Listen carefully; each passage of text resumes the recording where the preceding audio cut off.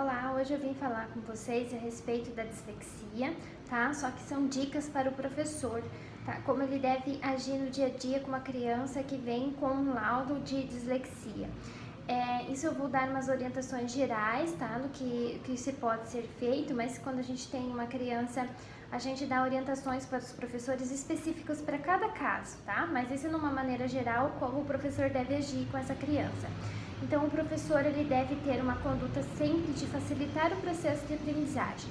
Então, ele tem que estar sempre facilitando para a criança, lendo, fazendo sempre a leitura para a criança dos questionários, dos enunciados, dos textos, para que ela compreenda e possa responder as questões e também construir o conhecimento dela, porque o conhecimento dela vai estar pautado no que ela ouve, tá?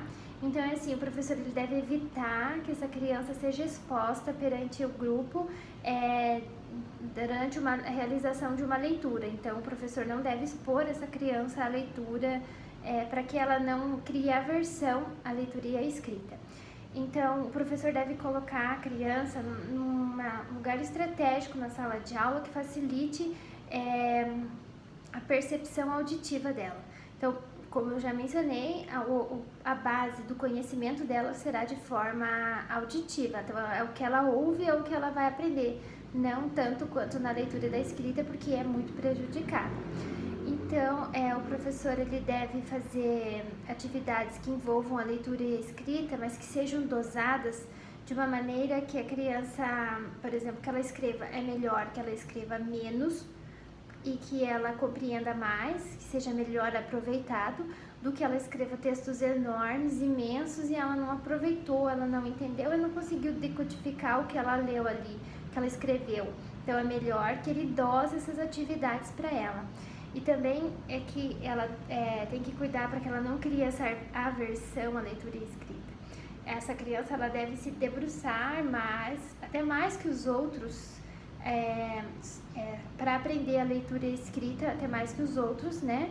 Mas de uma forma dosada para que não crie essa aversão.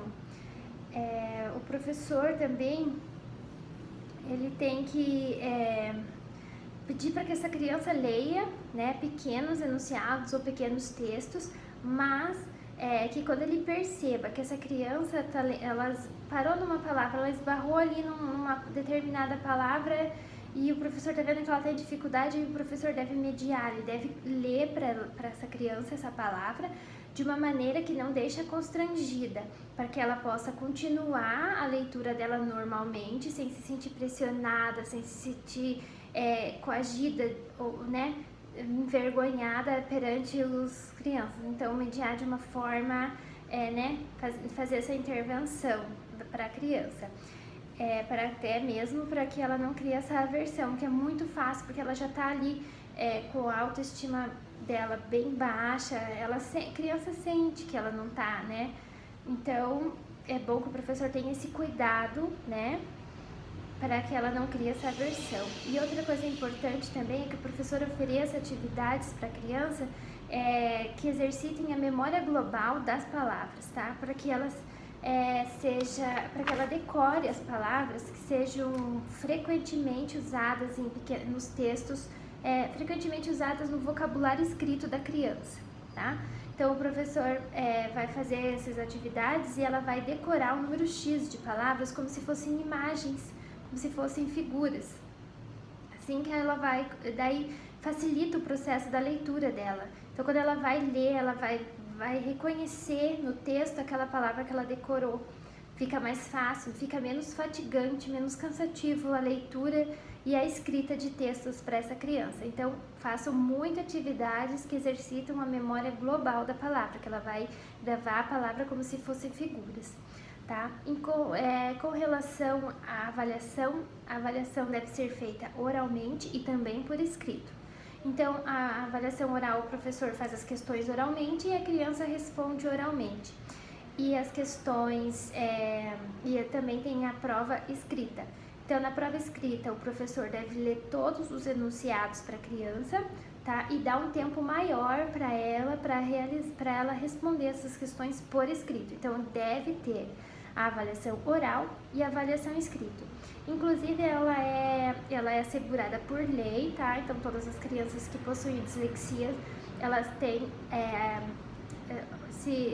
garantido, né, por lei, que façam essas duas provas para ela, oral e escrita, dessa maneira como eu mencionei para vocês, nessa configuração. Deixa eu ver o que mais. Também o professor não pode descontar notas, tá?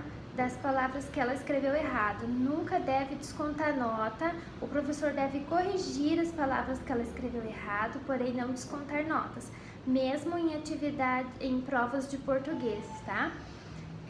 Também tá assegurado por lei isso. Então eu espero que eu tenha tirado assim, dúvidas de vocês, espero que tenha ajudado com essas dicas, porque às vezes a gente recebe uma criança em sala de aula e fica totalmente perdido e não sabe o que fazer.